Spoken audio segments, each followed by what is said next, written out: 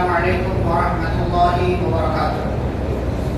بسم اللہ الرحمن الرحیم. الحمد للہ رب العالمین وبہ نستعین والصلاة والسلام علی رسولہ الامین نبینا محمد وعلی آلہ واصحابہ اجمعین. اما بعد.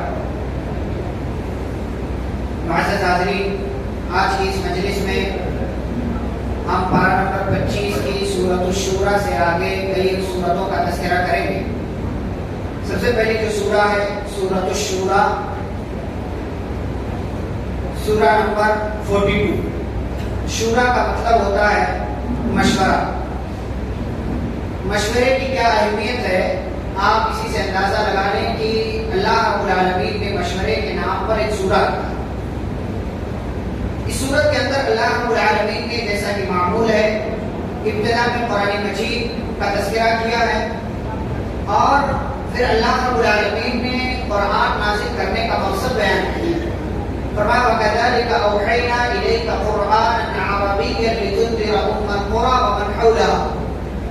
فرمایا کہ اے نبی صلی اللہ علیہ وسلم، ہم نے آپ کی طرف وحی کی ہے تاکہ آپ اس کے ذریعے مکہ والوں، ام القریٰ مکہ کا ایک نام، تاکہ آپ مکہ والوں کو ڈرائیں، وَمَنْ حَوْلَهَا اور جو مکہ کے آس پاس کے لوگ ہیں ان کو ڈرائیں، وَتُنذِرَ يَوْمَ الْجَمْعِ اور آپ جمع ہونے والے دن سے ڈرائیں لوگوں کو جس دن کے آنے میں کوئی شک نہیں ہے.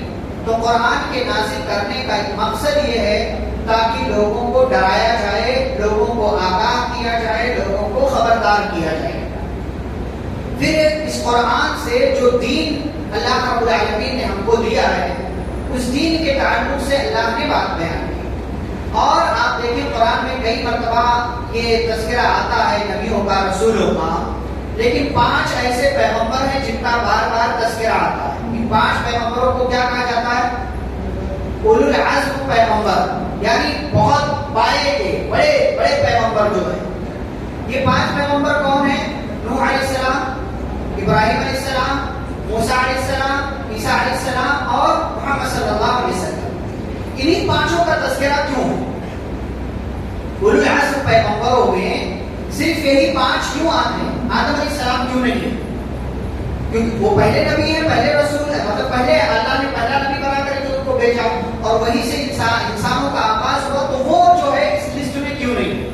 یا اسی طریقے سے اور جو دیگر لوگ ہیں وہ اس لسٹ میں شامل کیوں نہیں ہے؟ تو دیکھیں اس کی کئی وجوہات. دیکھیں اللہ رب العالمین نے نبوت کا سلسلہ کہاں سے شروع کیا؟ آدم علیہ السلام. لیکن آدم علیہ السلام جب تک تھے تب تک انسانوں میں شرک نہیں آیا. شرک انسانوں میں نہیں آیا. شرک کی ابتدا کہاں سے ہوئی؟ نوح علیہ السلام کی قوم سے. تو نوح علیہ السلام وہ پہلے نبی اور پیغمبر ہیں جنہوں نے شرک کا مقابلہ کیا، جن کا مقابلہ کس سے ہوا؟ مشرکین سے ہوا. تو اس لیے ان کا نام آ گیا. دوسرے نمبر پر ابراہیم علیہ السلام. ان کا نام کیوں آیا؟ کیونکہ ابراہیم علیہ السلام ابو الانبیاء ہیں، نبیوں کے باپ ہیں. ان کے نسل سے انبیاء کرام کا ایک لمبا سلسلہ آیا ہوا ہے ابو الانبیاء. یہاں تک کہ عرب والے بھی ان کو مانتے تھے. ابراہیم علیہ السلام کی سنت پر عرب والے بھی جو ہے عمل کرتے تھے اور دیگر لوگ عمل کرتے تھے. تو اس لیے ابراہیم علیہ السلام. موسیٰ اور عیسیٰ علیہ السلام کیوں ہیں؟ اس لیے کہ جہاں پیارے نبی صلی اللہ علیہ وسلم آئے، جہاں قرآن نازل ہوا، وہاں کے جو لوگ تھے ان میں بہت حد تک ایسے لوگ بھی موجود تھے جو موسیٰ علیہ السلام کے یا تو ماننے والے تھے یعنی یہودی، یا پھر عیسیٰ علیہ السلام کے ماننے والے تھے عیسائی. اس لیے ان دونوں کا نام آ گیا. اور اخیر میں پیارے نبی صلی اللہ علیہ وسلم کا نام آیا. کیوں؟ کیونکہ اب جو ہے قیامت تک آنے والے تمام لوگوں کے نبی، پیغمبر اور رسول کون ہیں؟ محمد صلی اللہ علیہ وسلم. اس لیے ان 5 کا نام، ان پیارے نبی صلی اللہ علیہ وسلم کا نام آیا. اور اس وجہ سے اللہ نے کئی جگہوں پر صرف ان 5 نبیوں کا تذکرہ کیا ہے اور انہیں اسی وجہ سے اولو العزم پیغمبر کہا جاتا ہے. آگے چل کر کے ایک آیت اللہ نے ذکر کی ہے جس آیت میں اللہ نے کئی ایک باتوں کی نصیحت کی ہے. ایک آیت میں کئی ایک نصیحت ہے. کیا نصیحت ہے؟ فَلِذَلِكَ فَادْعُوا. نمبر 1 آپ بلائیے لوگوں کو، یعنی کیا کیجیے؟ دعوت کا کام کیجیے. نمبر 2 وَاسْتَقِمْ كَمَا أُمِرْتَ. جیسا آپ کو حکم دیا ویسا ہی دین پر چلیے، ویسے ہی چلے رہیے. نمبر 3 ولا تتبع اهواءهم، کسی کے مرضی کے مطابق مت چلیے. نمبر 4 وقل آمنت بما انزل اللہ من کتاب، اللہ نے جو کتاب نازل کی میں اس پر ایمان لیا ہے. نمبر 5 وامرت لاعدل بینکم، مجھے اس بات کا حکم دیا گیا کہ میں انصاف کے ساتھ فیصلہ کروں. نمبر 6 اللہ ربنا وربکم، اللہ ہمارا اور تمہارا رب ہے. نمبر 7 لا حجت بیننا وبینکم، اگر کسی مسئلے میں ہمارے تمہارے درمیان اختلاف ہو جاتا ہے تو اختلاف کی ضرورت نہیں ہے، کیونکہ اللہ ہی فیصلہ کرنے والا. لنا اعمالنا ولکم اعمالکم، ہمارا عمل ہمارے ساتھ، تمہارا عمل تمہارے ساتھ ہے. اللہ یجمع بیننا. نمبر 9 اللہ ہم سب کو جمع کرنے والا ہے. اور نمبر 10 ٹھکانہ اسی کی طرف ہے، پلٹ کر اسی کی طرف ہے. ایک آیت میں اللہ نے 10 نصیحتیں کر دی اور 10 کی 10 نصیحتوں کا تعلق کہیں یہاں سے کہیں یہاں سے کہیں یہاں سے. تو ہمیں یہ جو ہے ایک آج علماء نے یہاں تک کہا ہے کہ آیت الکرسی کو چھوڑ کر کے کوئی قرآن کے اندر ایسی آیت نہیں ہے جو اس آیت سے زیادہ عظمت والی ہو جس کے اندر بات ہے. آیت الکرسی قرآن کی سب سے عظیم آیت. اس کے بعد یہ والی آیت ہے جس آیت کے اندر اللہ نے اتنی باتیں بیک وقت رکھ دی ہیں کہ انسان کو وہ باتیں سمجھنا چاہیے. آگے بڑھے تو آگے اللہ تعالیٰ نے اپنی رحمت کا تذکرہ کرتے ہوئے بارش کا تذکرہ کیا ہے. بارش کو عربی زبان میں مطر کہتے ہیں اور ایک لفظ اس کے لیے آتا ہے غیث. غیث غیث غین یا اور سا، دونوں میں فرق کیا ہے؟ یہ بھی بارش یہ بھی بارش. جیسے بعض دفعہ کیا ہوتا ہے انگلش ہے انگریزی زبان ہے اس میں کسی بھی چیز کے لیے ایک ہی ورڈ ہوتا ہے. اردو میں بھی عام طور سے یہی بات ہوتی ہے، لیکن عربی میں ایک ہی لفظ ایک ہی معنی کے لیے کئی کئی الفاظ ہوتے ہیں یا ایک لفظ سے کئی کئی معنی نکلتا ہے. یہ عربی زبان کی خوبصورتی ہے. اچھا جب ایک ہی معنی کے لیے کئی کئی الفاظ آتے ہیں نا تو ایسا نہیں ہے کہ سب ایک ہی معنی میں ہوتے ہیں، اس میں تھوڑا فرق ہوتا ہے. تھوڑا فرق ہوتا ہے. غیث کس کو کہتے ہیں کہ ایسی بارش کہ جس بارش کے نازل ہونے کے بعد لوگوں کا فائدہ ہو، اس میں نقصان نہ ہو. اور مطر ایسی بارش کو کہتے ہیں کہ جس کے نازل ہونے کے بعد کبھی فائدہ ہو سکتا ہے اور کبھی نقصان ہو سکتا ہے. جیسے کبھی کبھار زیادہ بارش ہو جاتی ہے، سیلاب آ جاتا ہے، تو اس کو ہم غیث نہیں کہہ سکتے، اس کو ہم مطر ہی کہیں گے عربی. اور غیث اس بارش کو کہیں گے جو صرف اور صرف کیا ہے رحمت بن کر کے آتی ہے. اسی لیے اللہ نے وَهُوَ الَّذِي يُنَزِّلُ الْغَيْثَ مِن بَعْدِ مَا قَنَطُوا وَيَنشُرُ رَحْمَتَهُ، وہی اللہ ہے جو انسانوں کے مایوس ہو جانے کے بعد کیا نازل کرتا ہے؟ غیث، یعنی بارش. اور یہ وہ بارش ہوتی ہے جو لوگوں کے لیے رحمت ہوتی ہے، زحمت نہیں ہوتی ہے. یہاں اللہ تعالیٰ کی ایک اور قدرت دیکھیں. اللہ تعالیٰ نے اپنی نشانی میں سے نشانی ذکر کی ہے. سمندر میں کیا چلتی ہے؟ کشتی، شپ. کیسے چلتی ہے؟ اللہ کا کل اعلام، جیسے پہاڑ ہوتا ہے نا، آپ دور سے کشتی کو دیکھیں تو ایسا لگے گا پہاڑ، ایسا لگے گا کہ پہاڑ ہے جو ٹھہرا ہوا، لیکن وہ جو ہے چل رہی ہوتی ہے. اللہ نے جب کشتی چلتی کیسے ہے؟ ہم جو ہے 50 60 70 80 90 کلو کے انسان پانی میں ٹھہرے کیا ہے اندر چلے جائیں گے، کیونکہ کوئی بھی وزنی چیز اگر آپ پانی میں ڈالیں گے کہاں جائے گی؟ وہ نیچے چلی جائے گی.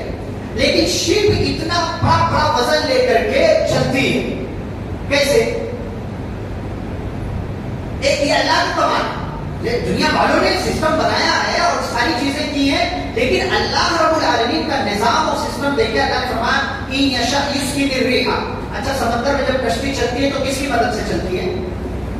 ہوا کی مدد سے.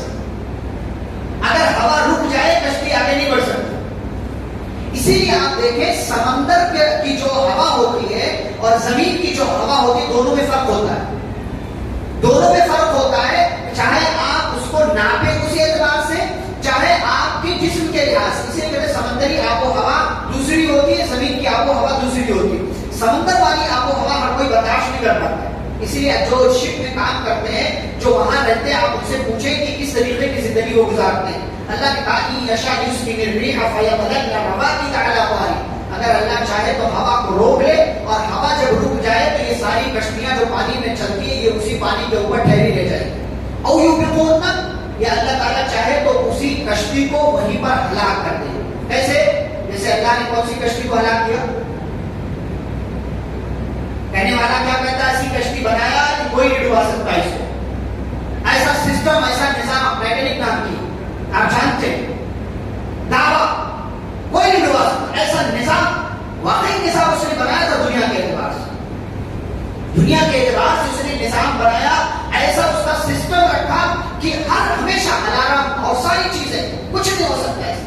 لیکن اللہ نے برف کے ایک چھوٹے سے تودے کے ذریعے، برف کے چھوٹے سے پہاڑ کے ذریعے اس اتنی بڑی کشتی کو، محل نما کشتی کو اللہ کو برباد کر کے رکھ دیا۔ ان فی ذلک لآیات لکل صبار شکور، اللہ فرماتے ہیں ہر صبر کرنے والے کے لیے، شکر کرنے والے کے لیے اس میں نصیحت ہے۔ شکر کرنے والے کے لیے کیسے؟ سمندر سے روزی ملتی ہے، اور صبر کرنے والے کے لیے کیسے؟ اگر سمندری راستے سے تمہیں روزی نہیں مل رہی تو پریشان ہونے کی ضرورت نہیں ہے۔ تو یہ اللہ تعالیٰ نے ذکر کیا ہے کہ اللہ کی بہت بڑی نعمت ہے کہ کوئی بھی وزنی چیز آپ ڈالیں وہ نیچے چلی جائے گی، لیکن اللہ کے حکم سے اتنی بھاری بھرکم کشتیاں وہ سمندر کے اوپر چلتی ہیں، بڑے آرام سے چلتی ہیں اور ڈوبتی بھی نہیں ہے، اور کسی حادثے کا اللہ جب کرنا چاہے شکار بھی نہیں ہوتی۔ آگے اللہ تعالیٰ نے ایمان والوں کی صفات بیان کی، اور صفات بیان کرتے ہوئے ایک بہت اہم چیز بیان کی، فرمایا وَأَمْرُهُمْ شُورَىٰ بَيْنَهُمْ، کہ مسلمانوں کے جو کام آپسی کام ہوتے ہیں نا وہ مشورے سے انجام پاتے ہیں۔ آپ جب بھی کوئی کام کریں نا مشورے سے کیا کریں۔ مشورہ کس سے کریں گے؟ جو اس چیز کا جانکار ہو۔ دوسری بات یہ ہے کہ مشورہ کر لینے کے بعد آپ جو ہے اسی پر مکمل بھروسہ کر کے نہ بیٹھ جائیں بلکہ اللہ تعالیٰ پر توکل کریں۔ تیسری بات کہ کسی بھی غیر انسان سے مشورہ نہ کیا کریں۔ چوتھی بات صرف آپ کتنے ہی عقل مند انسان ہوں گے لیکن اپنی عقل پر صرف بھروسہ کرنے کے بجائے آپ دوسروں سے مشورہ کر لیا۔ رسول اکرم صلی اللہ علیہ وسلم نے مسلمانوں کے اہم معاملات میں صحابہ سے، مسلمانوں سے مشورہ کیا۔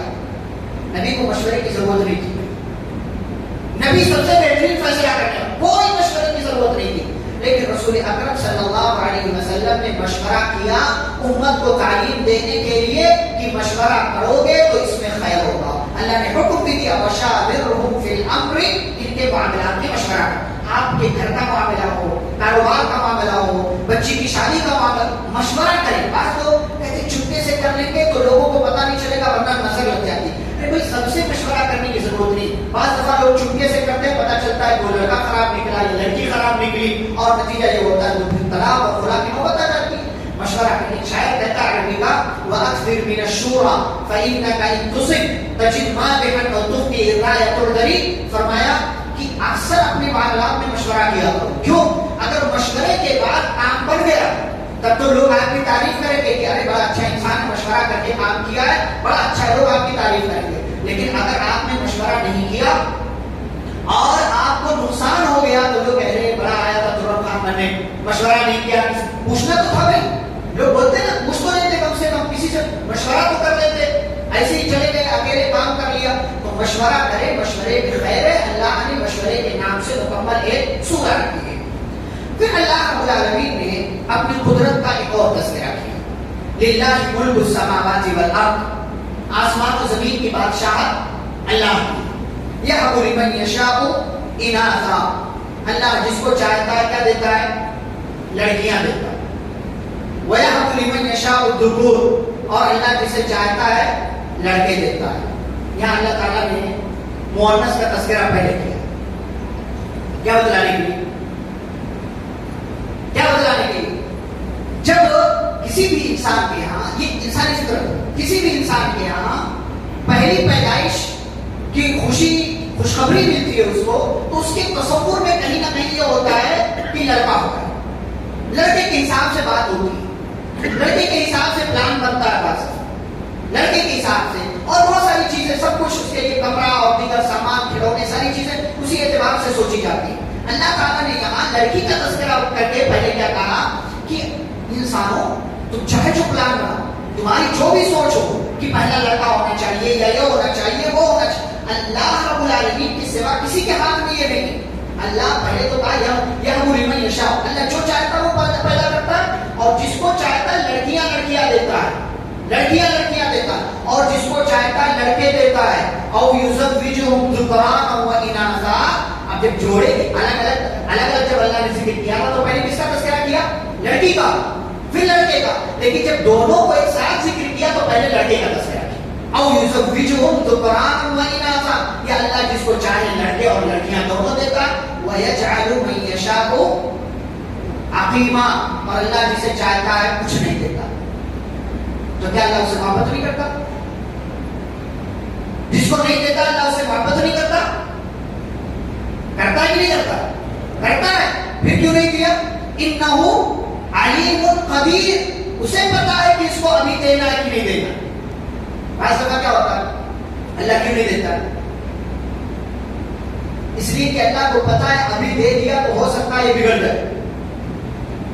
اللہ کو پتا ہے کہ اس کے لیے ابھی اولاد دے دیا تو اس کا لڑکا بڑا ہو کر کے اس کے لیے آفت اور مصیبت بنے گا، نہیں دیتا اللہ. مانگتے رہو نہیں دیتا.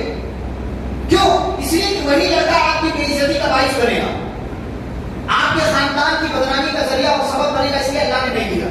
یا کوئی لڑکی آپ کو اللہ نے نہیں دی کیونکہ وہ آگے چل کر کے آپ کا نام کٹوانے والی تھی، اس لیے اللہ تعالیٰ نے انہو علیم قدیر، اللہ جاننے والا قدرت رکھنے والا. خضر علیہ السلام نے ایک لڑکے کو مار دیا تھا. کیوں؟ موسیٰ علیہ السلام جب ساتھ میں تھے تو ایک لڑکے کو مار دیا. کیوں؟ کیا وجہ بتائی تھی؟ وَأَمَّا الْغُلَامُ فَكَانَ أَبَوَاهُ مُؤْمِنَيْنِ فَخَشِينَا أَن يُرْهِقَهُمَا طُغْيَانًا وَكُفْرًا. کہا یہ بچہ جس کو میں نے مارا نا اس کے ماں باپ بڑے نیک تھے، مومن تھے، تو آپ کے رب نے یہ فیصلہ کیا اور مجھے یہ ڈر تھا کہ یہ بچہ بڑا ہو کر کے اپنے باپ کی اپنی ماں کی بدنامی کا باعث بنے گا، اس لیے اس کو مار دیا. یہ کفر کا کام کرنے والا تھا اس لیے اس کو ختم کر دیا. تو اللہ تعالیٰ جانتا ہے کہ کب دینا ہے کب نہیں دینا ہے، کس کو کس وقت کیا دینا ہے، کس چیز سے نوازنا ہے، لڑکے سے یا لڑکی سے یا دونوں سے نوازنا ہے. اللہ تعالیٰ کو پتا ہے، اللہ تعالیٰ جانتا ہے. اور یہاں پر کسی کے یہاں لڑکیاں ہوں تو اس کا مطلب یہ نہیں ہے کہ اللہ تعالیٰ جو ہے اس پر مہربان نہیں ہے. انبیاء جو ہے وہ ابو البنات کہلاتے ہیں. انبیاء لڑکیوں کے باپ رہے ہیں. پیارے نبی صلی اللہ علیہ وسلم 4 لڑکیوں کے باپ تھے. 3 لڑکے ہوئے لیکن بچپن میں انتقال ہو گیا. آپ صلی اللہ علیہ وسلم کی 4 لڑکیاں بڑی ہوئی، نکاح ہوا، شادی ہوئی، پھر اس کے بعد ان کا انتقال ہوا. انبیاء ابو البنات ہیں. انبیاء یہ لڑکیوں کے باپ تھے. پیارے نبی صلی اللہ علیہ وسلم نے اس کا تذکرہ کیا. تو کسی کے پاس لڑکیاں ہوں، لوگ ان کو برا بھلا کہیں یا لوگ ان کے تعلق سے اور طرح کی بات کریں، یہ غلط بات ہے. یہ غلط بات ہے. دیکھیں اللہ رب العالمین نے قرآن مجید کے اندر بھی تذکرہ کیا. پیارے نبی صلی اللہ علیہ وسلم نے بھی بیان کیا کہیں بھی لڑکوں کی پیدائش، ان کی اچھی پرورش، اچھی تربیت پر جنت کی بشارت نہیں ہے. لڑکیوں کی پیدائش پر، ان کی اچھی تربیت پر اور اچھی جگہ نکاح کر دینے پر ان کے لیے جنت کی بشارت ہے. فرمایا کہ جس بندے کے پاس 3 بیٹیاں ہوں یا 2 بیٹیاں ہوں، بعض روایتوں میں آتا ہے جس کے پاس 3 بہنیں ہوں یا 2 بہنیں ہوں، اور وہ اپنی بیٹیوں کی یا اپنی بہنوں کی اچھی پرورش کرے اور اچھی جگہ اس کا نکاح کر دے، تعلیم و تربیت دلا دے، کُنَّ لَهُ سِتْرًا مِّنَ النَّارِ. یہی لڑکیاں قیامت کے دن اس کے لیے جہنم سے آڑ اور رکاوٹ بن جائیں. آپ پوری حدیث اٹھا کر کے دیکھ لیں، کہیں بھی بچوں کی پرورش پر یہ جملہ رسول اکرم صلی اللہ علیہ وسلم نے نہیں سنایا. تو لڑکیاں آپ کے پاس ہوں، لوگ کیا کہتے ہیں کہنے دیجئے. یہ اللہ کی رحمت کی دلیل ہے کہ اللہ رب العالمین آپ پر مہربان ہے اور اس نعمت سے نواز رہا ہے جو نعمت اللہ رب العالمین نے نبیوں کو دی تھی اور پیغمبروں کو دی تھی. آگے اللہ تعالیٰ نے وحی کا تذکرہ کیا. نبی صلی اللہ علیہ وسلم پر وحی کئی طریقے سے آتی تھی اور نبیوں پر بھی آتی تھی کئی طریقے سے. وحی کے آنے کا ایک طریقہ کیا ہے؟ ایک طریقہ یہ ہے کہ اللہ تعالیٰ خواب دکھاتا ہے. نبیوں کے خواب کیا ہوتے تھے؟ سچے ہوتے تھے. نبیوں کے خواب جو خواب میں دیکھا وہ کرنا ہے. ابراہیم السلام نے خواب دیکھا ذبح کرنا ذبح کرنا. تو نبی کے خواب تو خواب کے ذریعے بات معلوم ہوتی تھی. نمبر 2، اللہ تعالیٰ دل میں ڈائریکٹ بات ڈال دیتا تھا جس کو الہام کہتے ہیں. نمبر 3، جبریل علیہ السلام کے ذریعے دل میں بات ڈالی جاتی تھی. نمبر 4، گھنٹی کی آواز آتی تھی اور اس کے ذریعے پیارے نبی صلی اللہ علیہ وسلم کو پیغام ملتا تھا.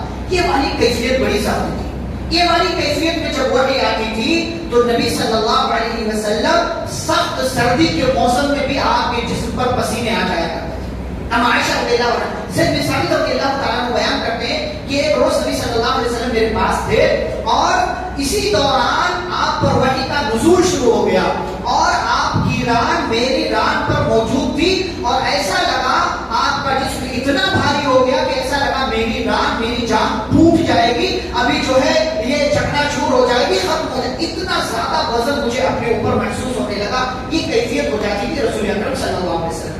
ایسے ہی ایک اور طریقہ ہے کہ جبریل کسی صحابی کی شکل میں آتے تھے، کسی انسان کی شکل میں آتے تھے. ایک مرتبہ ایک صحابی تھے جن کا نام کیا ہے؟ دحیہ کلبی رضی اللہ تعالیٰ عنہ.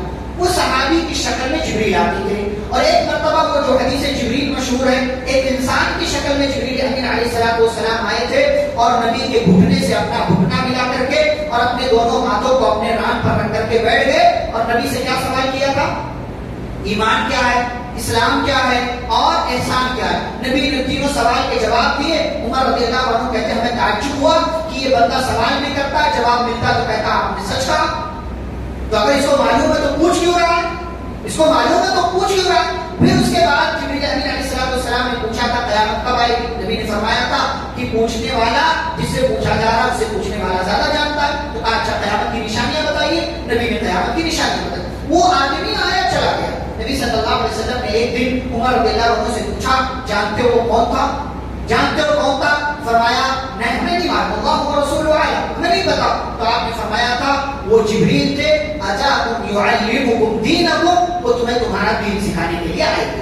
تو یہ وحی کی مختلف شکلیں ہیں کہ وحی کے مختلف 5 طریقے میں. ایک طریقہ یہ ہے کہ جبریل امین علیہ السلام اپنی اصلی شکل میں آتے تھے اور نبی صلی اللہ علیہ وسلم کو پیغام دیتے. 2 مرتبہ جبریل کو آپ صلی اللہ علیہ وسلم نے اصلی شکل میں دیکھا. 2 مرتبہ. ایک مرتبہ معراج کے موقع سے اور ایک مرتبہ بالکل شروع میں جب پہلی وحی آئی تھی اور اس کے بعد وحی کا سلسلہ بند ہو گیا تھا تو ایک جو ہے وقت گزرا. اس کے بعد جبریل امین علیہ السلام آئے تھے. پیارے نبی صلی اللہ علیہ وسلم چل کر جا رہے تھے، راستے میں موجود تھے کہ اچانک آسمان سے آواز آتی ہے. نبی فرماتے میں نے دیکھا تو آسمان پر جبریل امین علیہ السلام تھے اور اپنی اصلی شکل میں تھے. لہو ست جناح، اور ان کے 600 پر تھے. 600 پر حضرت جبریل امین علیہ السلام کے تھے. یہ پیارے نبی صلی اللہ علیہ وسلم کے اوپر وحی آنے کی مختلف صورتیں. ایک آخری صورت یہ ہے کہ اللہ تعالیٰ نے پردے کے پیچھے سے نبی صلی اللہ علیہ وسلم سے کلام کیا اور آپ کو کچھ باتیں بتائی جو معراج کے موقع سے ہوا. تو یہ وحی آنے کی مختلف شکلیں اور صورتیں. یہاں پر سورۃ الشورى مکمل ہوتی ہے. اس کے بعد سورۃ الزخرف کا آغاز ہوتا ہے. زخرف کا مطلب ہوتا ہے چمک دمک. سونے چاندی کی ہو یا گھر کی ہو، ٹائلس آپ لگا لیں، پیوپی کروا لیں اور دیگر طریقے، اس کو چمک دمک کو زخرف کہتے ہیں. اس سورہ میں آگے چل کر کے دنیاوی زندگی کی چمک دمک کا تذکرہ ہے، اس لیے اسے سورۃ الزخرف کہا جاتا ہے. اس کی ابتدا میں بھی اللہ رب العالمین نے قرآن کریم کا تذکرہ کیا، اپنی قدرت بیان کی. ایک چیز یہاں پر اللہ نے بیان کی ہے اور وہ یہ ہے سوالی کی نعمت اللہ نے ہم کو دی. آپ سوچیں اگر سوالی کی نعمت نہ ہوتی تو ہم آپ اتنا کام کر پاتے کتنا نہیں کر پاتے سوچ سکتے ہیں. آج تو مطلب انسان کا گھر 100 میٹر پہ پھر بھی بائک سے آتا. یہ بھی اچھی بات نہیں. یہ بھی اچھی گاڑی کا ناجائز استعمال کرنا ہے. اپنی صحت کا دھیان دینا، اپنی صحت کا دھیان دینا. بہرحال سواری. اچھا یہاں پر اللہ تعالیٰ نے سواری کے تعلق سے بات بیان کی. میں آپ سے پوچھوں کہ سفر کی دعا کس کس کو یاد ہے؟ سفر کی دعا ہاتھ اٹھا لیں، کوئی حرج تھوڑی ہے. جی کون سی دعا ہے سفر کی؟ غلط معلوم ہے سب. یہ سفر کی دعا نہیں ہے. سبحان الذی سخر لنا هذا وما كنا له مقرنین وإنا إلى ربنا لمنقلبون. یہ سفر کی دعا نہیں ہے، یہ سواری پر سوار ہونے کی دعا ہے. وہاں سے آواز آ گئی سفر کی دعا. اور آگے آپ گاڑی میں، ٹرین پر، جہاز میں، بائک پر، جو بھی سواری اس پر بیٹھ گئے تو یہ دعا پڑھنی ہے. سفر کا آغاز ہوا، دوسری دعا ہے. دوسری دعا کیا ہے؟ یہ دعا ہے سفر کی سواری پر سوار ہونے کی. پھر اس کے بعد اللہ اکبر اللہ اکبر اللہ اکبر، 3 مرتبہ اللہ اکبر. پھر اس کے بعد اللهم انا نسألك في سفرنا هذا البر والتقوى ومن العمل ما ترضى اللهم هون علينا سفرنا هذا واطوي عنا بعده اللهم انت الصاحب في السفر والخليفة في الأهل اللهم انا نعوذ بك من وعثاء السفر وكآبة المنظر وسوء المنقلب في المال والأهل. بہت لمبی سی دعا نا، یاد نہیں ہوتی، بہت لمبی. لیکن آپ مانا جان لیں گے نا تو آپ کو یاد کرنے کا شوق ہونا چاہیے. اتنا پیارا مانا ہے اس کا کہ آپ صرف جان لینا تو اگر واقعی معنوں میں آپ سفر کی صحبتوں سے پریشانیوں سے بچنا چاہتے ہیں تو یہ دعا ضرور یاد کریں گے آپ. دعا کیا ہے؟ سفر کے آداب کا میں چند تذکرہ کروں کیونکہ ہمارے یہاں کوتاہیاں بہت ہیں. ہمارے یہاں سفر کے تعلق سے کوتاہیاں بہت ہیں. پہلی بات، کوشش یہ کریں کہ سفر اکیلا نہ کریں. سفر اکیلے نہیں ہونا چاہیے.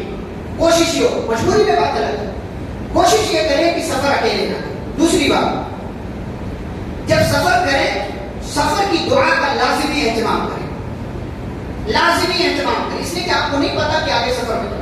ہمارے یہاں لیکن مسائل بڑے خراب ہیں، مسائل بڑے خراب. لمبے سفر پر جانا ہے، چلو بھائی یہاں وائی فائی ڈاؤن لوڈ کر لیں گے، ویب سیریز، ڈراما، فلانے فلانے، مست میں آرام سے بیٹھ کے دیکھیں گے، آرام سے دیکھیں گے. ٹرین میں نیٹ ورک برابر نہیں رہتا، فلائٹ میں تو فلائٹ موڈ پر موبائل کرنا پڑتا، وہاں تو اور نیٹ ورک نہیں آتا. آرام سے دیکھیں گے. ٹائم گزرے گا، ٹائم تو گزرے گا، لیکن آپ کا ٹائم کیسا گزرے گا وہ آپ کو پتا ہونا چاہیے. وہ موبائل بھر کے لے کے یہ نہیں تو یہ نہیں تو تھوڑا یہ دیکھیں گے، تھوڑا یہ دیکھیں گے، تھوڑا یہ تھوڑا کامیڈی دیکھیں گے، تھوڑا انٹرٹینمنٹ ہوگا، تھوڑا یہ ہوگا، تھوڑا وہ ہوگا. وہیں سے اگر وہاں چلے گئے تو مطلب اوپر ہے، فلائٹ میں اوپر ہے، وہیں سے اور اوپر چلے گئے. یہ افسوس کی بات ہے. ہم دیکھیں دوسرے کو کہتے ہیں نا، سفر پہ جا رہے ہو، مسافر کی دعا قبول ہوتی ہے، دعا میں یاد رکھنا. اچھا آپ مسافر بن کر کے جاتے کتنی دعا کرتے ہیں؟ کتنی دعا کرتے ہیں آپ؟ سب کو پتا. کس کو نہیں پتا کہ مسافر کی دعا قبول ہوتی ہے؟ کس کو نہیں پتا؟ لیکن کتنے کرتے ہیں اپنا دیکھو. کتنے لوگ سفر میں دعا کرتے ہیں؟ موبائل سب چلاتے ہیں، آسانیاں سب کے پاس ہیں، لیکن کرتے کتنے لوگ ہیں نہیں پتا. اپنا دیکھو. دوسروں کے لیے تو کرنا چھوڑیے، اپنے لیے نہیں کرتے، اپنے لیے نہیں کرتے. تو سفر میں یہ سارا پلان جو آپ پہلے سے بنا کر کے لے کر جاتے ہیں نا، یہ دیکھیں گے ڈاؤن لوڈ کر کے رکھ لو، نیٹ ورک نہیں آتا، یہ آپ باقاعدہ پلان کے ساتھ گناہ کر رہے ہیں. پورے پلان کے ساتھ گناہ کر رہے ہیں. بہت غلط بات ہے، وقت کا بہت غلط استعمال ہے. تو میں کہہ رہا تھا سفر کی دعا، یہ دعا پڑھیں. سبحان الذی سخر لنا ھذا وما كنا له مقرنین وانا الى ربنا لمنقلبون. معنی کیا ہے؟ یاد سب کو ہے. معنی کتنے لوگوں کو یاد ہے؟ یہ والی یاد سب کو ہے. ہاتھ بہت اٹھے تھے، لیکن اتنے لوگوں میں معنی کس کو یاد؟ سبحان الذی، پاک ہے وہ ذات جس نے ہمارے لیے سواری کو مسخر کیا، ہمارے تابع کیا. آپ سوچیں پرانے زمانے میں اونٹنی، گھوڑا، ہاتھی سواری کرتے تھے لوگ. اتنا بھاری بھرکم جانور اور ایک 5 ساڑھے 5 6 فٹ کا انسان جہاں چاہتا وہاں لے کر کے چلا جاتا. یہ کس نے کیا؟ یہ اللہ نے کیا ہے. ہمارے بس کی نہیں تھی، ورنہ اونٹ ایسا جبڑے سے آپ کا جو ہے آپ کی کھوپڑی پکڑے اور نکال لے گا. لیکن اللہ نے تابع ایک جو ہے چھوٹا سا بچہ بھی ایک ہاتھی کو جو کئی کنٹل کا ہوتا ہے، اس ہاتھی کو بس ادھر چل جدھر بولو ادھر چلتا. کس نے کیا اس کو؟ اللہ تعالیٰ نے مسخر کیا، تابع کر دیا اللہ تعالیٰ نے. حالات بندہ کیا وما كنا له مقرنین، ہم ایسا کرنے کی طاقت نہیں رکھتے تھے، لیکن اللہ نے کر دیا تو اللہ کا شکر ہے. وَإِنَّا إِلَىٰ رَبِّنَا لَمُنقَلِبُونَ، اور ہمیں اپنے رب کی طرف پلٹ کر کے جانا. اس کے بعد کی جو دعا ہے اللہ اکبر 3 مرتبہ کہیں گے، پھر سفر کی دعا پڑھیں. کیا ہے سفر کی دعا؟ اللهم إنا نسألك في سفرنا هذا البر والتقوى. اے اللہ ہم تجھ سے اس سفر میں مانگتے ہیں کیا؟ البر، نیکی اور تقوی، کہ ہم سے نیکی کا کام ہو، تقوی کا کام. ومن العمل ما ترضى، اور ایسے کام کا ہم تجھ سے سوال کرتے ہیں، ایسا کام کروں میں اس سفر میں جس کام سے تو خوش ہو. اب ہمارے کام سے اللہ خوش ہوگا جو ہم کرتے ہیں بیٹھ کر کے ٹرینوں میں، جہازوں میں. فرمایا ایسے کام کی توفیق دے جس سے تو راضی ہو جائے. اس کے بعد کیا کہتا ہے بتا؟ اللہم حوّن علینا سفرنا ھذا، اے اللہ ہمارے اس سفر کو ہمارے لیے آسان کر دے. سفر جہنم کا ایک ٹکڑا ہے. سفر مشقتوں والا، کیسی کا بھی سفر ہو نا، انسان ٹوٹ کر رہ جاتا ہے. اپنی سیٹ پر بیٹھ کر کے، وہاں رہ کر کے، کبھی جو ہے صرف جو ہے چیئر کار ہے وہاں بیٹھ کر کے جانا ہوگا، پیٹ آپ سے نہیں کر سکتے کچھ، سفر مشکل بات. تو بندہ کہتا ہے اللہ ہمارے سفر کو آسان کر. خود بھی عنا بعدا، سفر بڑا لمبا ہے، بنگلور جا رہا ہوں، ممبئی جا رہا ہوں، بڑا لمبا سفر ہے. اے اللہ اس سفر کو سمیٹ دے، سفر کے ڈسٹینس کو کم کر دے. اب 600 کلومیٹر 300 تو نہیں ہوگا، تو کیسے سمیٹ دے؟ یعنی اللہ 600 کلومیٹر کا احساس نہ ہو مجھے.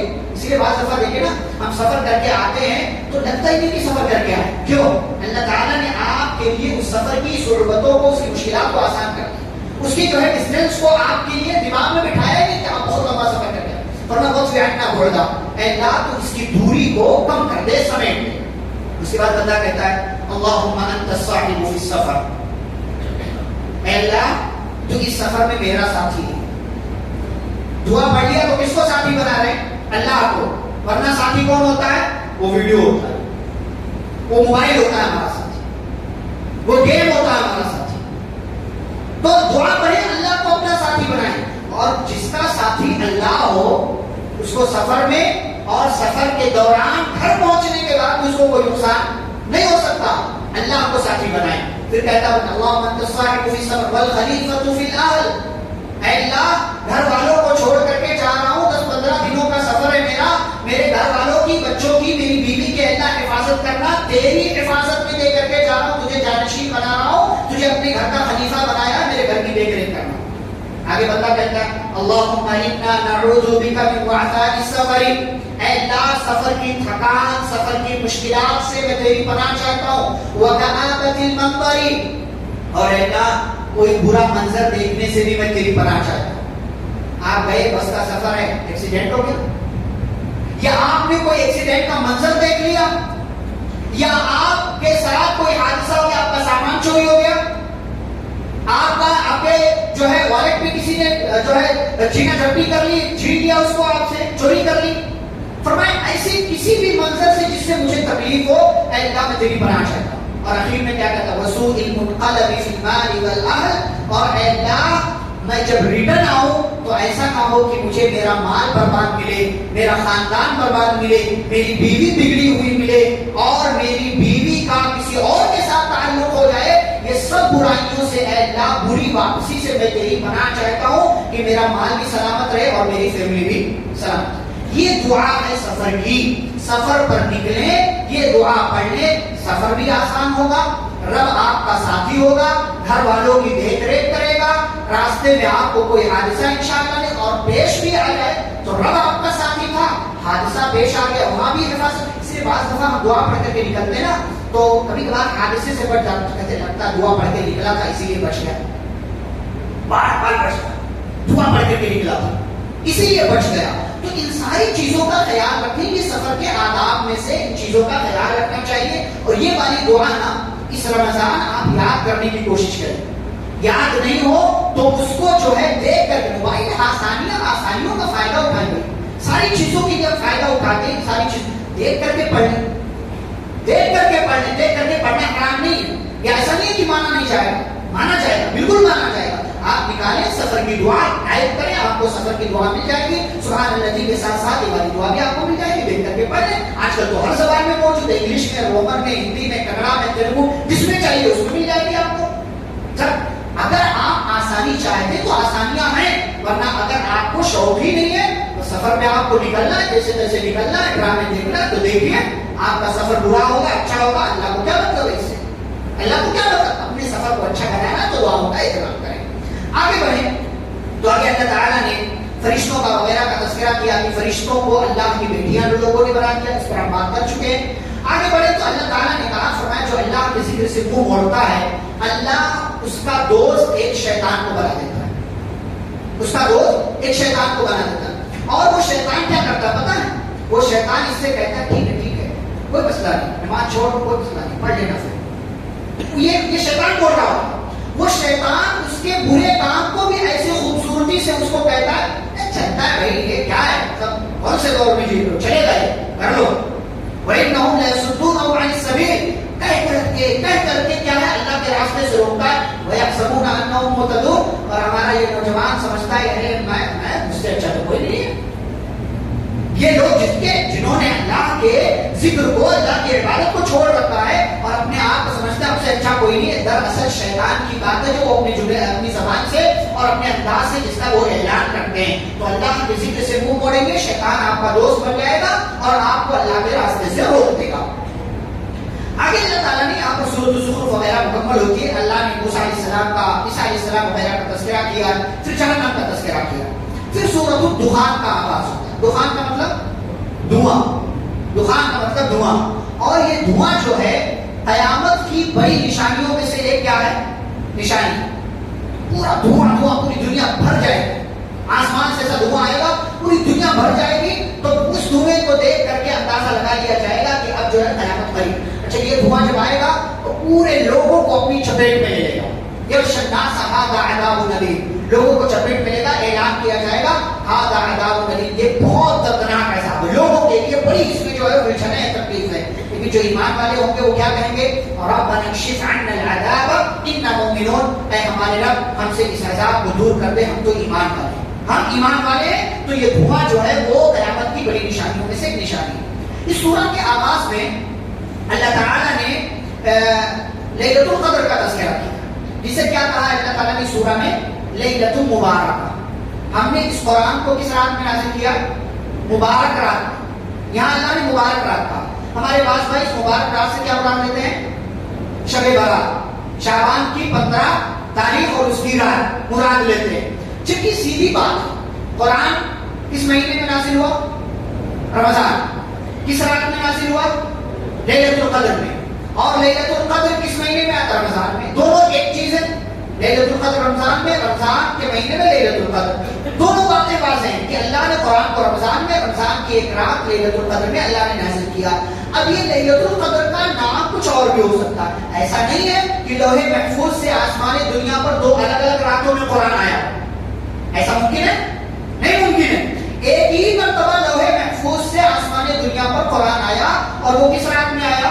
لیلۃ القدر میں آیا۔ اب اس کا ایک اور نام اللہ تعالیٰ نے ذکر کر دیا، کیا؟ لیلۃ المبارکہ۔ یہ لیلۃ المبارکہ کس حساب سے ہے؟ ہمارے لیے اس حساب سے مبارک رات ہے کیونکہ اس مہینے اس رات کی عبادت 1000 مہینوں کی عبادت سے بہتر ہے، اور اس اعتبار سے یہ رات مبارک ہے کیونکہ اس میں فرشتے دنیا میں آتے ہیں، جبریل دنیا میں آتے ہیں، اللہ کی طرف سے امن و سلامتی کا اس رات میں نزول ہوتا ہے، اس اعتبار سے یہ رات مبارک ہے۔ تو جو مبارک رات ہے وہی لیلۃ القدر ہے، اور جو لیلۃ القدر ہے وہی لیلۃ المبارکہ ہے۔ اچھا اس رات میں اور کیا ہوتا ہے؟ فرمایا فیہا یفرق کل امر حکیم، اس میں ہر محکم بات کا فیصلہ کیا جاتا ہے۔ آج لیلۃ القدر سے آگے آنے والے پورے سال میں کیا کیا کیا کیا ہونا ہے، کس کو کیا ذمہ داری دینی ہے، کس کے ذمہ جو کام ہے وہ اس کو بدلا دیا جاتا ہے، کس کی طرف سے؟ اللہ کی طرف سے جبریل کو، جبریل کی طرف سے تمام فرشتوں کو، جس کی جو ذمہ۔ اس سال میں کون کون مرنے والا ہے پوری لسٹ تھما دی جاتی ہے ملک الموت کو۔ اس سال کس کو روزی ملنے والی ہے، کتنی روزی ملنے والی ہے، لسٹ تھما دی جاتی ہے۔ اس سال کیا کیا حادثات کیا کیا ہونے والے ہیں، معاملات ہونے والے ہیں، سب کچھ بتا دیا جاتا ہے۔ پہلے سے یہ کہاں ہے؟ لوح محفوظ میں، اللہ کے علم میں۔ اس رات میں اللہ تعالیٰ کیا کرتا ہے؟ اپنا یہ علم فرشتوں کو دے دیتا ہے کہ آئندہ 1 سال میں یہ ہونے والا ہے، اتنے لوگ پیدا ہونے والے ہیں، اتنے لوگوں کا فلاں لوگوں کا انتقال ہونے والا ہے، یہ کام ہونے والے ہیں۔ تو اللہ نے امر من عندنا، اور یہ سب کون کرتا ہے؟ ہم کرتے ہیں، ہم کرتے ہیں، اور ہم اپنے فرشتوں کو بھیجتے ہیں، اور وہ پھر فرشتے ہماری طرف سے دی گئی ذمہ داری کو پوری طریقے سے دنیا میں ادا کرتے ہیں۔ یہ اس رات کی فضیلت، اس رات کا مقام ہے۔ ہم اور آپ بات چیت میں گزار دیتے ہیں، 2:30 بجے واپس گھر چلے جا کر کے گزار دیتے ہیں۔